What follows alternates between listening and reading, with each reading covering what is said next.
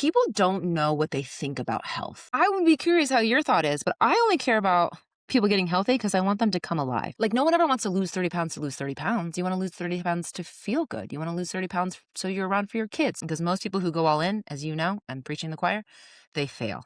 They say, it worked. And I always say, if it worked, you wouldn't be in front of me right now. It's crazy. It's insane. It's like I was starving myself and calling it healthy. Your body is a Ferrari, not a Ford Pinto. You know what I mean? Like, it's the Ferrari. And yet we are putting in the lowest grade gas, waiting till it's close to E. Like, I want to know where health and fitness started with you. I'm excited to dive into the work you're doing right now. I appreciate all the work you're doing. Like, it's awesome. Your content is great, but I want to know where it all started for you. yeah, that's a really good question. And I would say for me, I'm not sure. I could tell you there's like a pinpoint, but I also think being a female in like the Western world, I think health, quote unquote, has always been part of my consciousness, right? As a woman, we're told small equals healthy.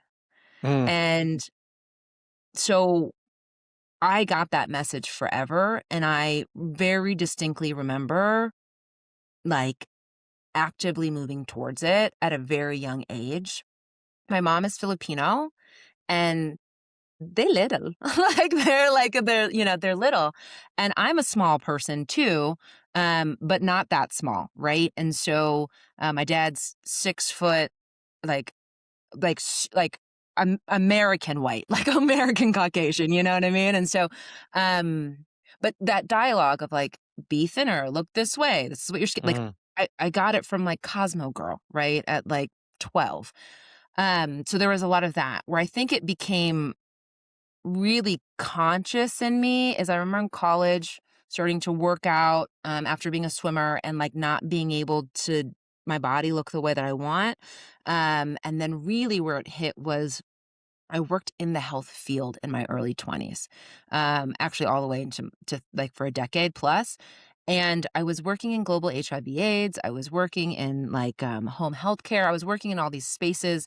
Um, and I worked in public health. I knew the rules. I heard the things. I'd skip sleep to work out. I'd play that really screwed up game of how long can I was fasting before it was popular, right? Like that's the screwed up spin I'll put on it. And I always carried 15 pounds and I just didn't get it. Like I'm very disciplined. Like, you know, I just, it didn't make sense. And so, and I went to a med school to get my master's and I'm still like, this girl cannot kick 15 pounds. And finally, I call it divine intervention, call it like, reticular active, like what activator system or whatever, finding it. But I got a job at an employer-based wellness company. And as I got that job and started to see just how screwed up, like truly allow my lens to see how screwed up the health field is, I found this thing called the Institute for Integrative Nutrition. And when I got into it, it changed my entire view of like what health actually meant. And so that's a really long-winded answer, but I think forever. And it took me about a decade plus to realize nothing was working. And then quote unquote magically found the Institute of Integrative Nutrition as I was like getting very angry. And took it and realized, spoiler, real food. It's a pretty big thing. Like, Funny that. Yeah. yeah, like, oh, lift weights. Pretty big thing. Like these very sleep, stress, these very foundational pieces that just were never addressed in all my years of public health, all my years of, working in research, none of it presented themselves. And so when I started to experiment on my own body instead of saying everyone else's science is right, that's when health took a positive turn in my life. And then I Yeah. haven't been able to go back. Amazing. So you Yeah. were saying for a decade you were trying to figure it out and lose those 15 pounds, and you Yeah. tried everything. So what were you Everything. trying that just wasn't working? Yeah. So cutting calories, big one. 1,200 to 1,500 calories was my solution. right? Then I was doing all the cardio, all the spin, all the like hit workouts, all the movement. Oh, I was not eating fat. I was eating all the carbs. Mm. Let's see what I'm like, what else did I do wrong? Oh, and I wasn't addressing my stress or my emotional body. Like I just thought that what happened out there didn't affect in here.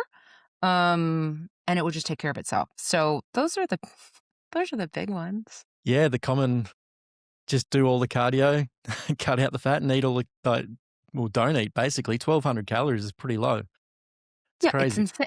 It's like I was starving myself and calling it healthy. Yeah, yep.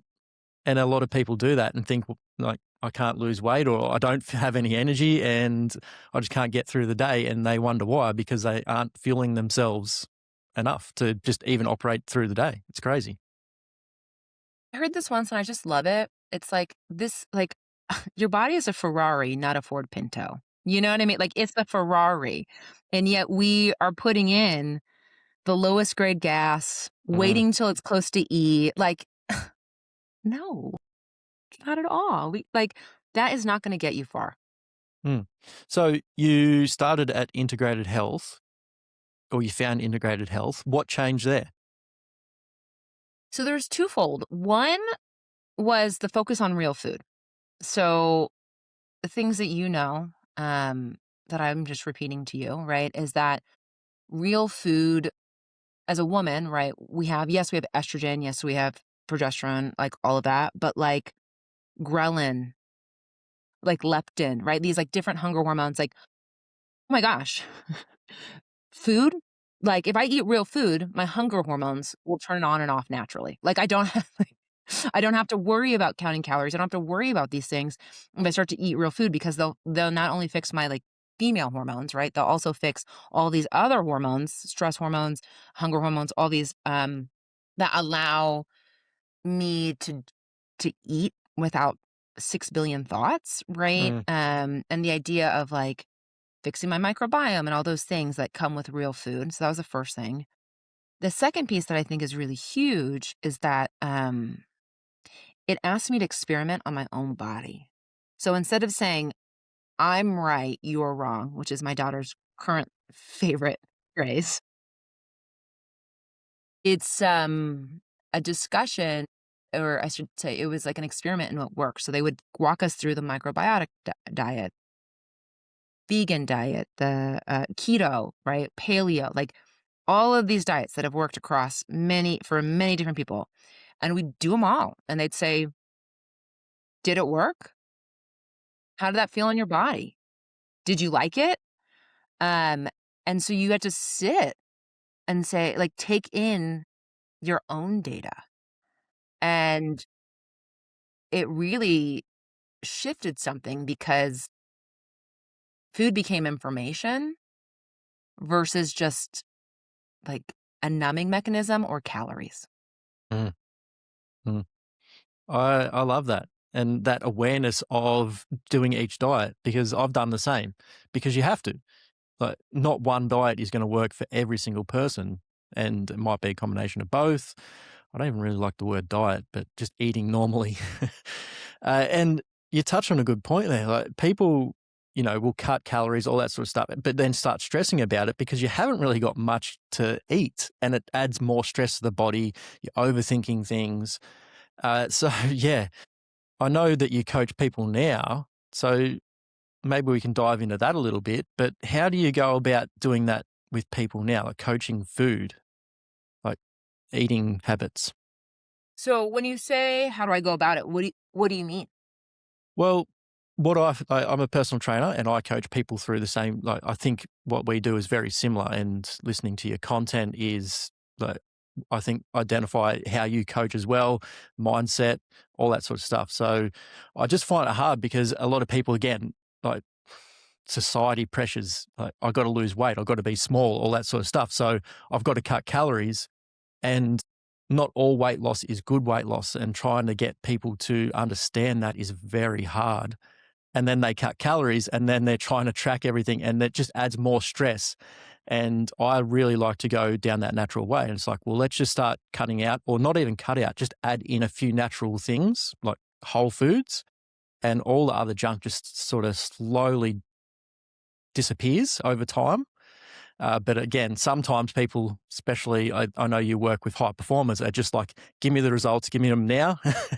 And what do I have to do? And I want the results next week. And they decide to change every single thing at once, which adds even more stress. So how do you combat that and just get people to just relax a little bit and just take it slow, calm, and just little changes over time instead of trying to change everything at once? Oh, man. So this is such a good question, and I'm laughing because I always man, you personal trainers, you like it's like, I get my hair cut every 5 to 6 weeks because I have short hair. You see clients every 2 to 3 times a week, and it's like you are their hairstylist, like, you are their therapist, you know what I mean? And, like, um and it is so impressive, right? And it's like there's so much asked of you because you know so much, but also, like, there's only so much anyone can know. Do you know what I mean? And so this is such a good question, but I always I have personal trainer friends, I'm like, "You guys are saints." Like, "You guys are saints." Um, so I th there's a couple things that come up when you ask that. The first is, like, letting their crazy kinda rip for a hot minute. Like, people don't know what they think about health.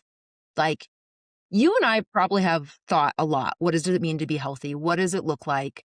What does my life look like when it's healthy?" Like, we've done the deep work of, like, "Okay, I wanna get healthy because I wanna live in my house for the rest of my life," right? Like, and what does that mean? And what does that look like? And how does it feel? And what works best for my body? No one has done that work. Like, because we're just taught food is calories and our body is to be manipulated to look like Jake, right? Like, this is what we're taught. And no one ever stops and says, like,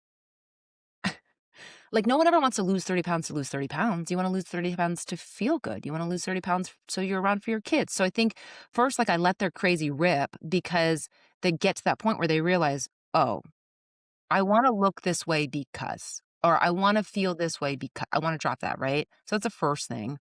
The second thing for me, the thing that I'm really good at, like I would say hang my hat on, is behavior change.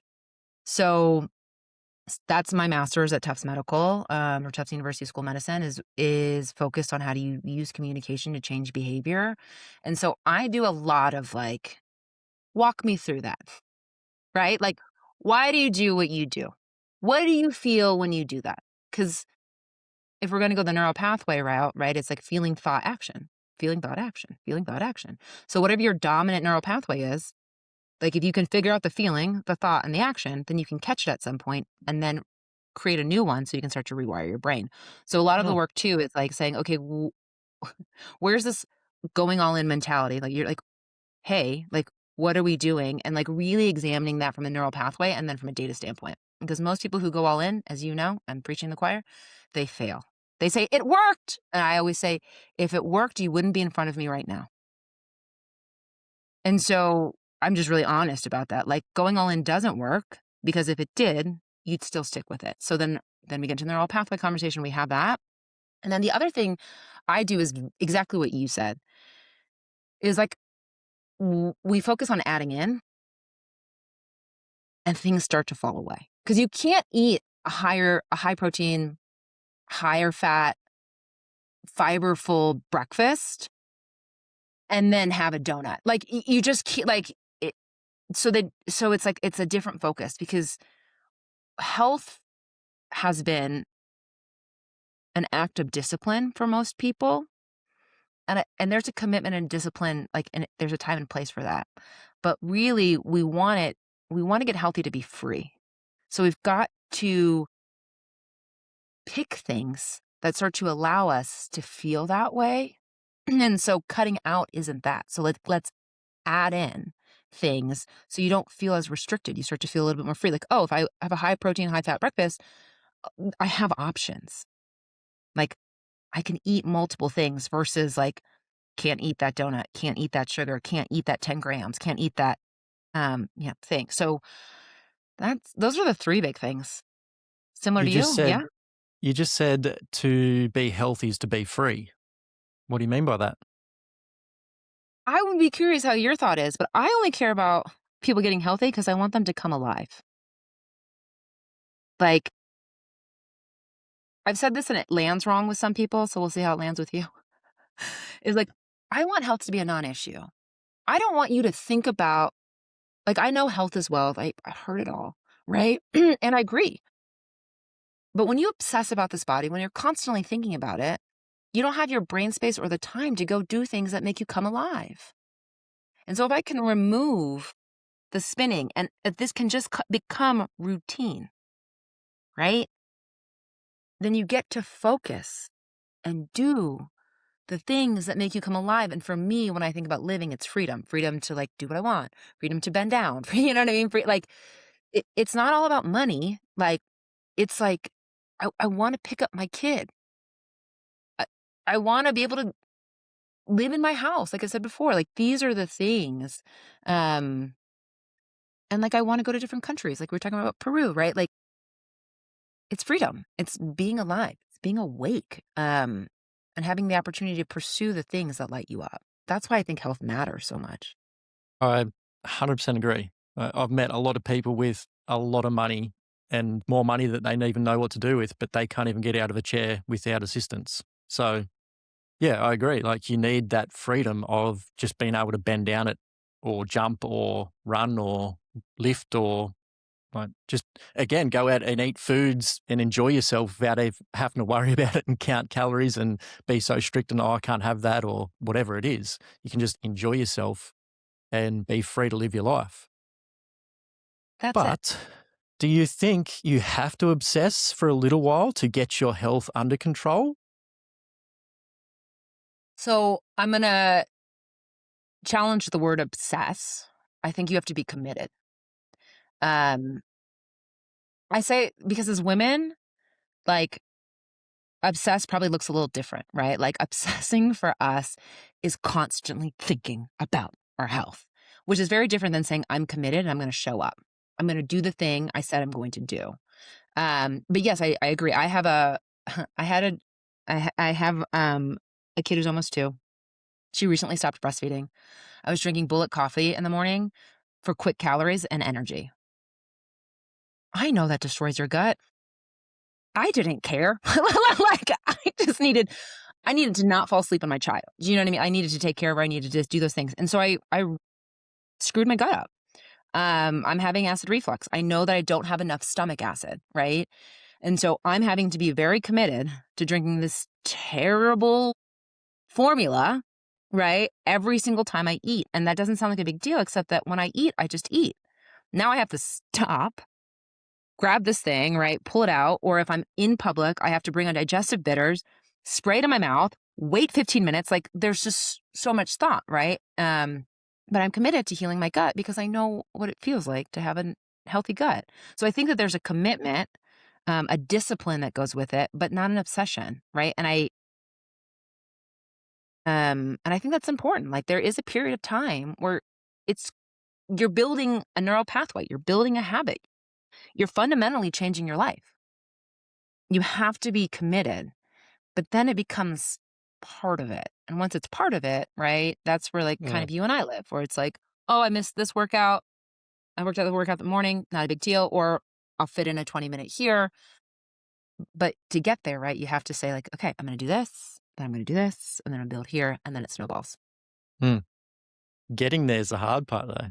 Like some people just struggle to get there for a long, long time, and then sometimes even give up, which is unfortunate because I know usually it's like right before they actually get to that point and they just go, "Oh, this is too hard," or I give up. Give up. I'm like, "You're so close. Just keep going." So, how do we get people not to give up? Let's just say that high performer, they've gone through that period of, I've got this, I'm changing everything, and then they've realized that they can't change everything, they've failed. How do we get them back into it and slowly progressing? Yeah. I want to hear your answer to your own question. So know that that's coming. But here's what I do. Um, this is why my focus is so much on mindset, like, and so much on behavior change.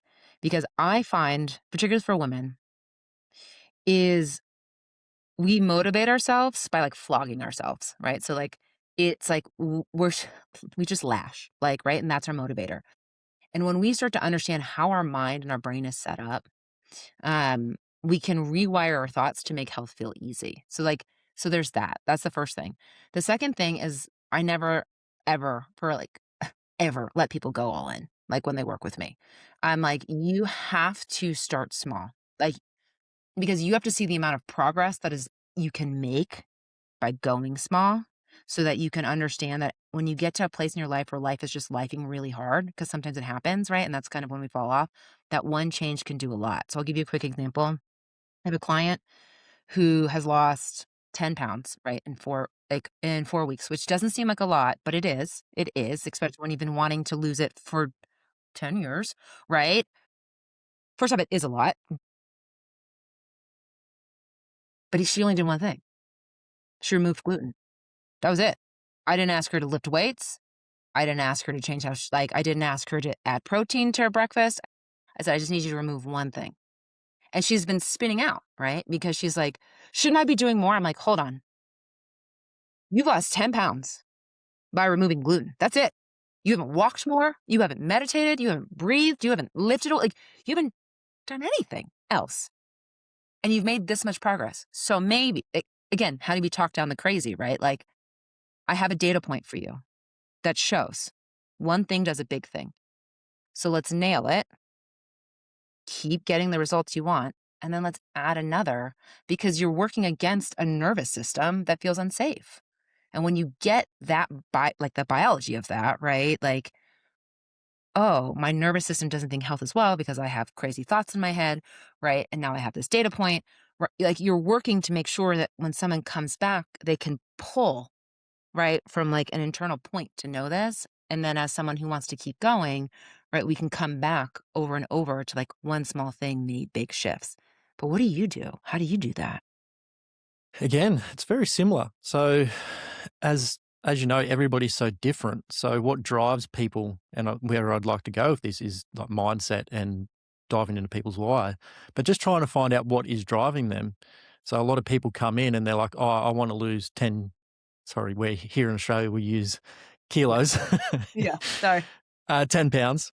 Yeah. And I've just been doing for that long. I know it's not the 10 kilos they want to lose. It's something deeper. So just trying to, and sometimes people aren't ready to open up. So it might take a few conversations, a few times seeing them. And then they're like, they'll dive into their why and, what's really behind that 10 pounds that they want to lose. So it's just, I guess, like I get excited as well. Somebody comes in and they're all excited to start exercising, nutrition, this and that. I'm like, yeah, let's go. And then sometimes I've got to pull myself up as well and go, oh, hold on. Like if I add too much in, I'm not going to see them next week. So it's just a matter of just, okay, like let's just focus on this one thing. Like you said, usually it's exercise. I'm a big fan of getting people's bodies strong.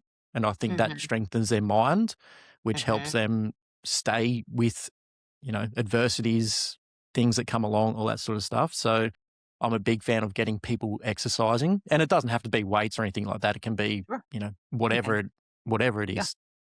Again, everybody's different, so everybody needs something different.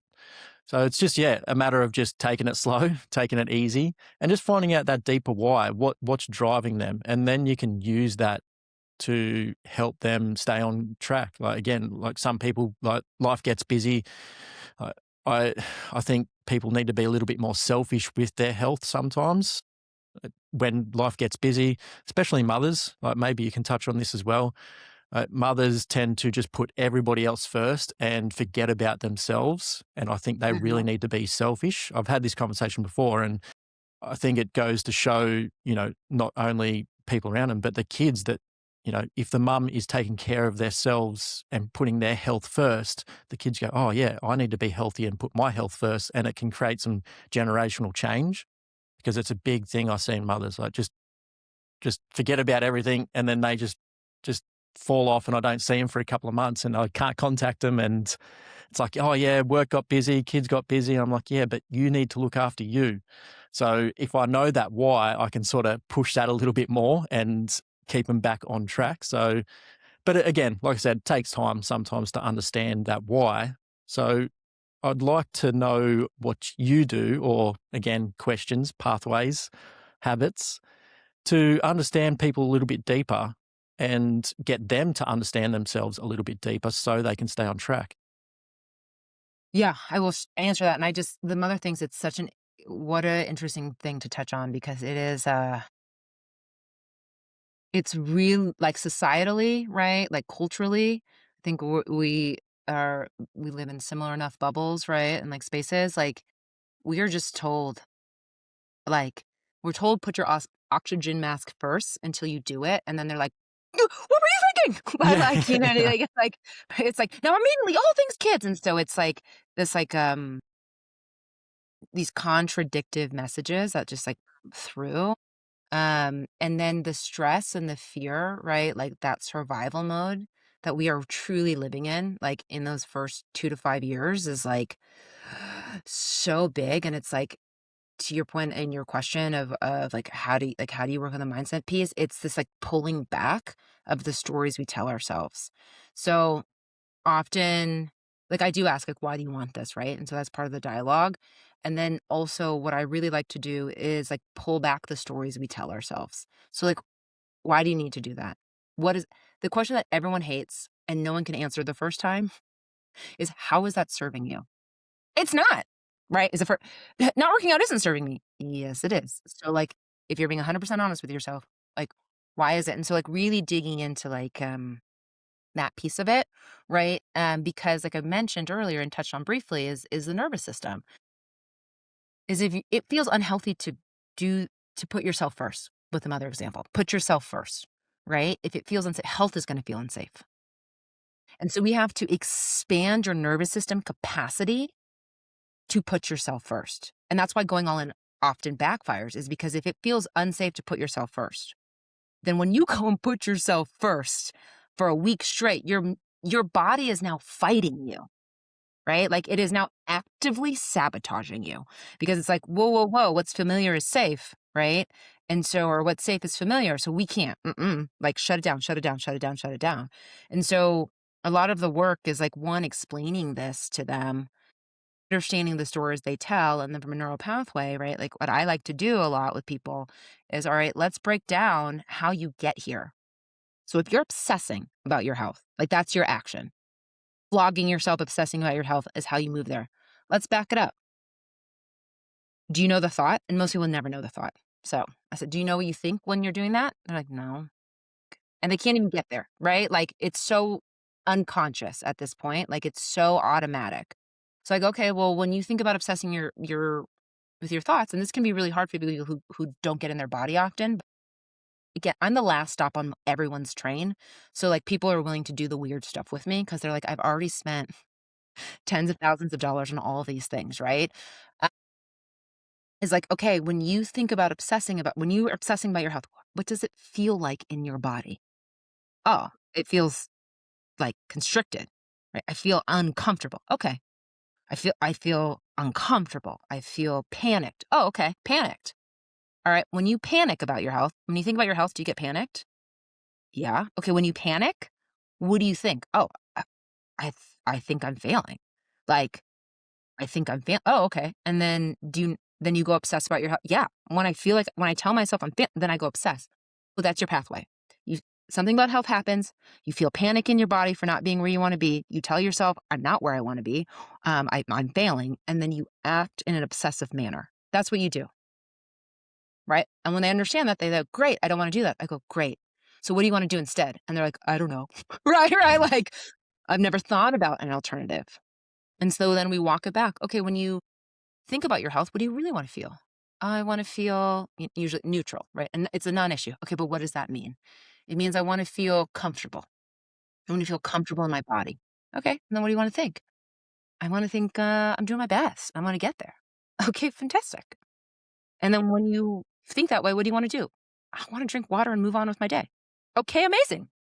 So now you need to build that. And then how do I build that? Well, visualization works, right? Like if you can get mad at your husband for not taking out the trash, like without him being present, like you can't, yeah, like it's that visceral, right? Like, so it works. So then you just play this out every day. Or like every morning, play it out at least one time. And then when you find yourself obsessing, because you're not going to catch the thought first, you're going to catch yourself in a spiral, you're going to pause and you're going to play out this neural pathway instead. And then ideally you do it. It comes back to the commitment, right? Like you have to be willing to say, I'm going crazy. And I'm going to do this stupid exercise that my health coach told me to do, right? And then they've got to think it through. And they're going to, if they're honest with themselves and if they're committed, they'll do that like 50 times a day, you know, until they get down to 20 times a day. And then, we're cooking with gas at that point. And so for me, that's what it tends to look like. And then if they're a little bit more on the woo or spiritual track, like I'll teach them how to actually just sit with their feelings so it can just move out quickly. I know it's a long-winded answer, but I like it's nuanced. The stuff is nuanced, even though we think it's easy. Yeah. I said everybody is so different, and the way people think about things and become aware, that awareness piece is the biggest key to anybody being successful in whatever they're trying to do. Because so many people aren't aware. Like you said, they're just exercising and they're not even thinking about why or how it even makes them feel. Like you said, feels are the most important thing. Mhm. Yeah, yeah, being aware. Dive into the woo. Like, Yeah, yeah, do it. let's do it. Yeah. Um, so I love this space. And here's what I will say about the woo. Like, the I again, I want to repeat, I went to Tufts University School of Medicine, right? Like I've worked in public health. Like, so when people used to say disease is dis-ease, I wanted to smack them in the face. Like, I thought you were so full of it. And what I have come to find is that most people who are overweight, chronically ill, sick, tend to hate their lives. Like, just calling it. Like, that's a bold statement and people hate when I say it, but like, you hate your life. Like, you're bored, you're slugging it out. And it's like, when you get that, when you're willing to own that, right, from the woo spiritual side, like we're now dealing with an emotional spiritual being, right, that wants to come alive, like wants to live. And so we do when I like, work with those people, which is actually more often than not, we're really looking at like what are you hearing? Like I always say your body communicates. And I do believe physically it does, right? Like, I mean, I'm not saying anything you don't know, right? Like when you're, like acid reflux, it's a gut issue, right? Like if you're crashing at 3, it's usually a sugar or a fuel issue. But also spiritually, right? Like when you have these feelings, when you have this like lens of life, right? This is your spirit trying to communicate with you. And it's using your body because this is a wonderful tool, like to try to wake you the F up. And I find that when we are willing to look at that and we're looking to say, I'm a spirit having a human experience or a soul having a human experience, right? We can start to find out where is the dis-ease. And usually, like, quote unquote, magically, right? We're more motivated to take care of ourselves when we start to actually undo, like, oh, I hate my job. Oh, I want to be more creative. Oh, I like singing, right? Like, when you start to do things that light your soul up, you get healthy. Because I Mm, say this all the time and people think I'm full of it. To take care of, like, eating healthy is just one way to get healthy, right? Is one avenue. Exercise is just one pathway. My favorite pathway to getting healthy is figuring out how to be joyful. Like, and that's a spirit-led thing, right? Like, your spirit knows what lights you up, and it will tell you, but, like, we cannot hold joy. Like, we just don't know how to. And so it's like a rewiring. So for me, I really believe your body's always communicating with you, both, like, physically and spiritually. Like, it's the tool your spirit uses, and when you listen, right, you start to find the path, and you realize that, like, I have an autoimmune disorder, right? I have Hashimoto's thanks to thanks to my kids. Like, and it's like I've never experienced Hashimoto's a day in my life, and I'm very lucky.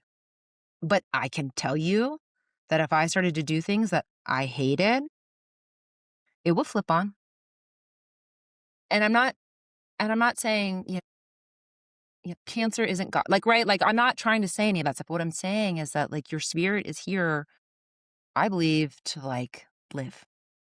And it's using this body to help you, like, wake up and figure out how you can do that. And it'll shut you down. Your body will shut you down if you're shutting it down. 100% agree. And like, usually I start the conversation off with nutrition, exercise, all that sort of stuff, because it's where people should start. Because again, sometimes going into the spiritual or identity is just a little bit too much too soon. So getting people just getting their physical body healthy and then working on the mental, spiritual side, getting that healthy is probably the next step. And I think I agree. Like a lot of, I think this, I guess, woo woo, we call it woo woo, but it's becoming more mainstream because a lot of people are just unhappy with the results they're getting from traditional medical routes and all that sort of stuff. So they're going to other sources to just try and get healthier, get happier, and find that joy.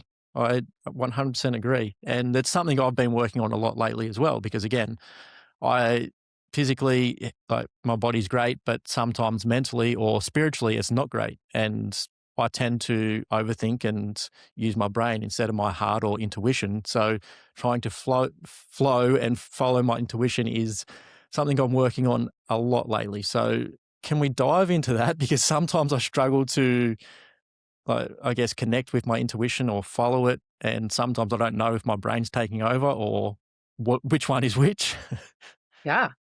Mm. Yeah. This is my favorite subject. Like, so we can. Mm. Um, yeah, I think that's really, I think you hit on what a lot of us struggle with. Is it my brain? Is it my heart? What's telling me the truth? Right. Like, and I was just telling a client, like going back to that feel your feeling piece, right? Is your feelings aren't always right, but they're always prevalent, right? And they're always going to tell you what you think. Like, right? They're always going to show you how you think and how you act. And what I have, the practice that I'm really big on to understand, is it my heart or is it my head, is if I, my belief, right? Like, I believe our natural state is calm, peace, and joy. Um, and when we don't feel that way, right, we are really identifying with the body, with the human space. And so as I'm making decisions, trying to decide which route do I go, like my number one job is to get into the heart. And that means that I have to let go of all the things that are making me feel really human. And my mentor has two practices that are really helpful with it. The first is the name your thoughts practice. So that looks like sitting and just naming all of your thoughts. So like if you're like starting to spin out and you're like, I don't know if this is like my intuition, if this is right, stop and just watch your thoughts. Because at some point they're gonna stop going. They're gonna space out. And it's in that stillness that you hear your intuition, right? And it drops you back into your heart to know. So it's this name. I do it on average 2 times a day just to catch it. So I do it every morning, like in my meditation. Like before I go into meditation, I let my brain just brain dump so that I can get back into my heart space. And then I have an alarm that goes off in the middle of the day just to like do it again, like preemptively. The other thing that I do, and this goes back to the feel your feelings, he calls it the living practice, which is like when you can't catch your thought, right? Like when you're just like all the way down the route, which all of us get there. Like all of a sudden we're like overworking, overtraining, overeating, right? Your job is just to say, oops, I'm doing it. And then take a few deep breaths, you find the feeling in your body, like the constriction or whatever it is, and you just sit with it. And like usually it's loud and has a lot of thoughts and a lot of opinions and a lot of feelings. And you just sit there until it's gone. Sometimes it's 5 minutes. Sometimes it's an hour, like if it's really stubborn, right? But the energy will, and I think you probably have experienced, then the energy will move. And now you're back in this, like, now you're in a meditative state, right? So now you're actually in your truth And so then you can make a decision from there because we always hear like you have like the present moment, right, is what changes the future. We want to say it's the past, but it's actually this exact moment because this exact moment can change the past and the future because how you perceive the past enables a shift in the future and you can only change the perception here, right? Like super meta. But like, yeah, so like when you can get to the present, that true nature space, that's how you know if it's your heart or your brain leading. Um, because your knowledge will, like your human knowledge will inform your next step. But what's the best for you, right, has to be felt in your heart. Mm. Go back to the feeling the feelings part. So again, it's probably my practical brain taken over. So Yeah, please. just to understand how Yeah, to go through that yeah. process, you're in your meditative state. All that you said you do a brain dump. That's obviously Mhm. just thinking through your thoughts, letting everything flow. Oh. You're witnessing them. You're not doing anything with them. This is really important clarification. Yeah. Okay. Sorry. Keep going. And so I guess you're just watching you're present with your thoughts and just watching them go by. And then any feelings that come up, you just sit with those feelings. Just explain that That's a little it. bit more. Yeah. It's like, it's, the cerebral, the intellectual, right? You like, it's like, so like, why am I doing this? Like, what is this achieving? I need to be figuring things out. Right. And it's like, nope, you're just sitting with it. So like, name your thoughts is like when you can catch it early and you just watch your thoughts. When it's a living practice or feeling your feelings, you go into it in your body and you just let it express itself, right? However it needs to. And then the energy will magically move. Like you have to do it. Like, I don't know what else to say. Like, you have to do it to believe it, right? Because I just did it with a client because she hates this practice. She's like, I hate it. And I go, okay, well, she had a big thing. She's like, happening. And I was like, before we try to put this practice in there, this thing, why don't we just deal with how much or let's just feel how much you hate this practice, right? Like, and when she sat with it, I mean, it exploded. And it was like so much childhood trauma that was like coming up. Like, so much, like, I felt so many feelings when I was younger. I don't wanna feel anymore, like, anymore. I'm an adult, like, I'm weak, right? And you just start to see how you speak and how this part of you, the part of you that's not true, your ego, right? Um, my mentor would call it your problem solver, so the thing that's trying to keep you safe. It they're just yelling because 'cause you're about to go do something like, so different, right? So Mm. unfamiliar. And it's just trying to solve the problem for you.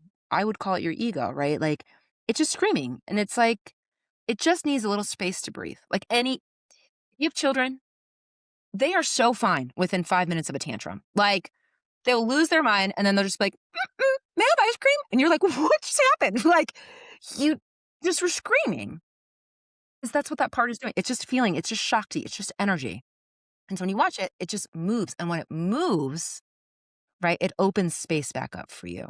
So people say to me all the time, like, it's a stupid exercise. Why would I do it? And I'm like, body wise, your emotions cause stress. And if you constantly don't feel your emotion, you're going to have chronic stress. And then you're not going to be able to do anything but starve yourself to lose weight. So, body wise, simple. Spirit wise, if you want to hear your intuitions, if you want to make the best decisions for you, you have to be connected to source.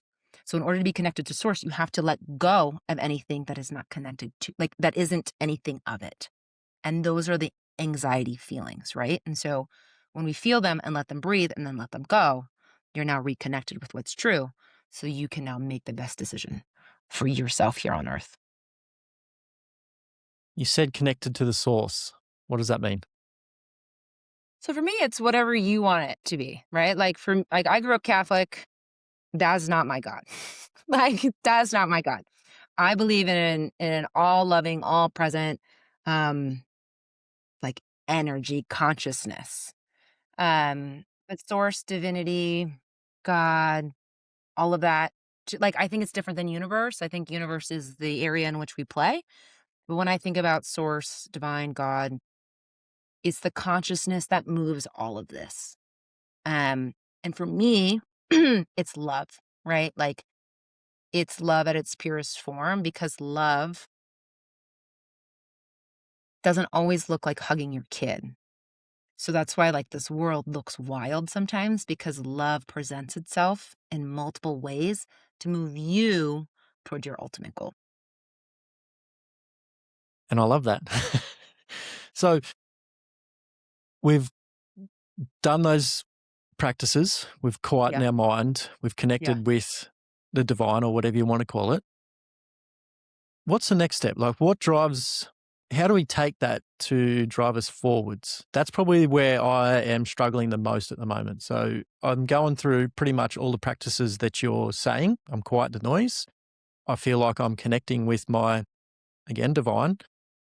And I just find sometimes there's just a lack of, I guess, drive, or should there be drive? Mhm. Like what should be happening there, I guess is my question. So this is such a good question, and this is the space I'm in too, right? Is like, it's very weird to be in a space where the end goal isn't something, right? The end goal is the unknown, the unfolding. Um, my mentor's mentor, I love this. He's like, this is my spiritual mentor. He talks about how you need two wings of a bird to fly, right? Most of us, before we wake up, we have one wing. It's the practical, and we're just spinning in a circle. Then we wake up to the spiritual wing, right? And then that's what we focus on. And then we just spin in a circle. You need practical and spiritual to fly. And when we get to that place where we have both, most of us have no idea what direction to go. Like, we're like, okay, but like, do I even want anything anymore? Like, does any of this even matter? Like, is this just a big game? And it's like, the idea here on earth, my beliefs, right, based on all that I've read, is to experience joy, to like live life. And so then what becomes our guide is what lights us up, right? So, like, if that ping feels good, you go there because as a piece of the creator, right? Another word for like source, you create. That's your default. So you will never stay still, right? If you're truly in spirit, you will not stay still. Like, you're not going to, either be like hedonistic or like do nothing. Like, you have to create, but like you have to start to redefine so much of your core pictures. Meaning, like, when you get to this space, you're like, oh shit, what does success really look like? Oh my God, what does it mean to love? God, like, what does it mean to be healthy? Like, you don't know. So, like, you sit in the space of like redefining and allowing whatever lights you up to move you forward. Because that's the it will unfold there, but that means you have to get really okay with the unknown, you know? Um, and it's weird. It's weird to not be achieving when you were taught to achieve. Yeah, I guess that's exactly where I'm at because I love my life. I am so happy. I enjoy every single moment, but it feels like, again, like I'm not moving towards something. So I must be failing or I'm not succeeding because I haven't got that end goal, but I feel fulfilled. Like it's a weird feeling. And like you said, I'm trying to redefine what success is and working on all that. So yeah, I Y- appreciate that. Thank you. Yeah, it's like, how terrible of you to feel happy. Like, I mean, that's really what we talk like, but you won't stop like, you, even as you're like, I'm not sure what I want next, you're still moving forward. You're still creating. And so as long as you follow the light, like, your next thing will show up. But it's like, we've been so used to being motivated by fear or praise that we don't know how to sit in contentment and let that be our driver forward because we think content means sitting on a couch. But Ed Millett says this, and I like love hate his phrase of like blissful discontentment. It's like, I'm so happy and I want to move the needle just a little bit. And it's like, eh, but yeah, like, there's, if joy is our natural state and you're it, Mm, then we don't have a yeah. problem here. Then we don't have a problem here. You know what I mean? But but it feels like there's like, again, I guess when you connect with your brain too much, it feels like there's problems because you're not solving anything, you're not working on towards anything. So yeah, it's But you just but I just want to interject, but you are. Like, it's a story because, like, you are solving like hundreds of people's stuff on a regular basis. You are growing on a regular basis. But it's like, it's not redefining. It's like, no, you actually are doing all those things. You just thought without like a roadmap to follow, you're screwing it up. Yeah. Yep. And I think I think that comes back to the exercise piece as well, because again, like I've been in my body for so long, I I need to be following a workout program, like progressive overload, all that sort of stuff. You know, your times need to get faster, whatever. So it's just programmed so deeply. And again, that like society pressures and all that sort of stuff to look like you're succeeding. It's just, yeah, like I said, it's just a weird space to be in at the moment. But I am loving the process, and like the awareness of that is just, again, makes me even more happy. So I think that's what's so cool about you is that like most people in this space, right? Like of where you're living aren't on the internet. They're not recording podcast. They're just living their life. Do you know what I mean? And you are showing people how to do it, which is so like what a blessing that we have you because most people don't even like most of my friends who are where you're at and like a little bit further, they're like making more than enough money, living on a mountain, painting and hanging out with their kids. You know what I mean? And like doing work they love. So they don't have time for this internet stuff. Like and or any more than they need to. So I just want to say like it's like what a joy that like you talk about it and that you're doing it like out loud because it's truly a gift for everyone to get to witness. Yeah, I appreciate that. Good. And I always lead by example. Like, I want my clients, I want people to listen to the show, I want them to find their true form. So I feel like I need to find my true form so that they can. And like, it's just like, again, going back to the exercise piece, once somebody ran the 4 mile under a certain 4 minute time, mile. Yeah. yeah, everybody started doing it. So um, it's just, yeah, hopefully it sort of flows on and people go, oh, Jack did it, so I can do it. So yeah. Yeah, like living in contentment, like, right? Like, I can't believe, myself included, like that I thought that was bad. Now I'm here fully content, and there's like a couple things that I could work on, and I am, right? Similar to you, like there's a couple things that are like niggling. And I'm like, okay, I'll do those because that's what feels right next, and then we'll see. And I feel like joy, like, I feel like showing people how to be joyful in a time of dumpster fireness is like it it matters because it's the world will never be perfect and we've got to figure out how to light up because when we light up, it's not selfish, we show others and everyone I again who I know who's in this space, they're the ones cutting the check, right? Like Mother Teresa said way more eloquently than me, somebody's got to cut that check, right? And they're the ones writing it. They're the ones like funding things and also like volunteering in these other spaces. And it's like, if you come back to your true nature, it's not a selfish POS, right? It's like, it's love and love will express itself in really beautiful ways. Mm.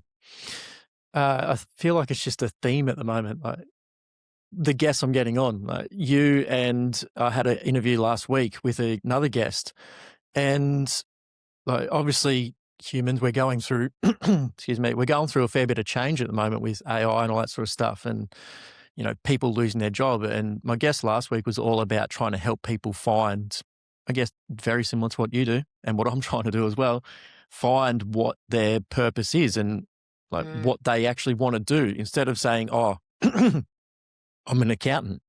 It's like, well, you're not an accountant. You're a person. What do you want? And helping people find what they want to do and like take that out into the world through a place mm, of joy, I think that's mm. going to create a lot of change in the world. It's just going to take a lot of work, but people like yourself doing the work you're doing is definitely helping people go in the right direction. And bringing joy to humanity. So yeah, I appreciate what you're doing.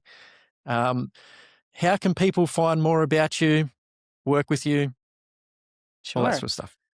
Well, thank you for those kind words. Back at you. And I am on LinkedIn. That's it. That's my only social media like if you go to LinkedIn, look up Erica Ballard. I'm there.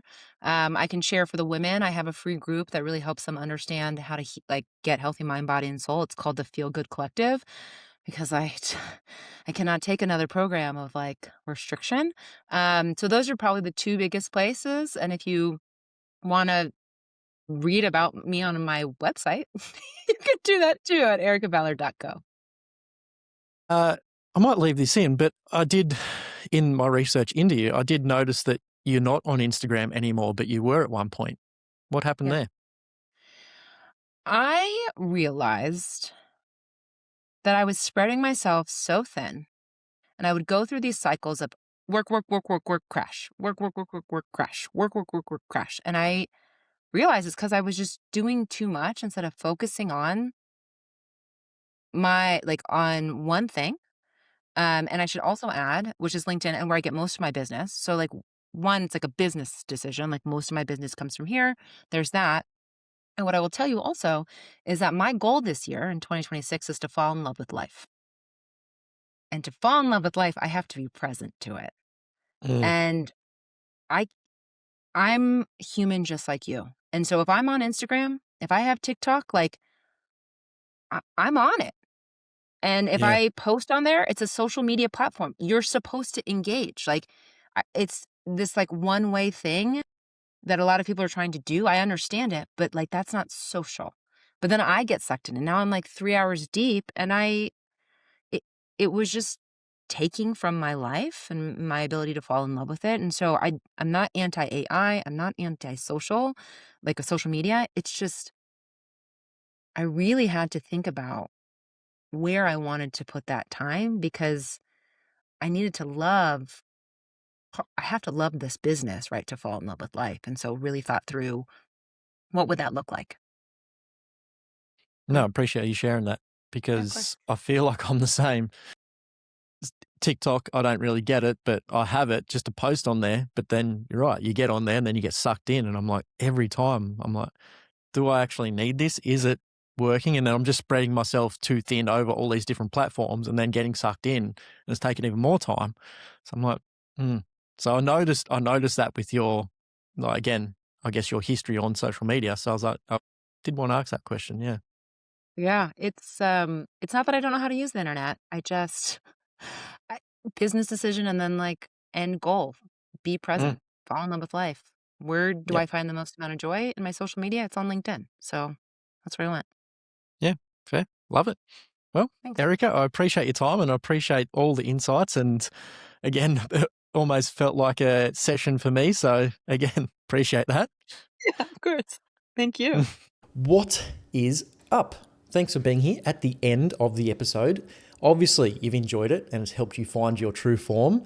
And I bet you know somebody that's going to help find their true form as well. So I'd appreciate it if you could copy this show link, send it to one friend or family member and say, hey, have a listen to this. It's going to help you find your true form. They'll probably have no idea what you're talking about, but it will help them. And I'd appreciate if you could do that. Also, all podcast platforms these days have some sort of algorithm. So the more you interact with this episode, the better it's going to perform and help reach more people and help them find their true form as well. So 5-star review, positive comment, like, share, comment, however you can interact with the episode. I'd appreciate that. And everybody listening that hasn't heard of the True Form podcast is going to appreciate it as well.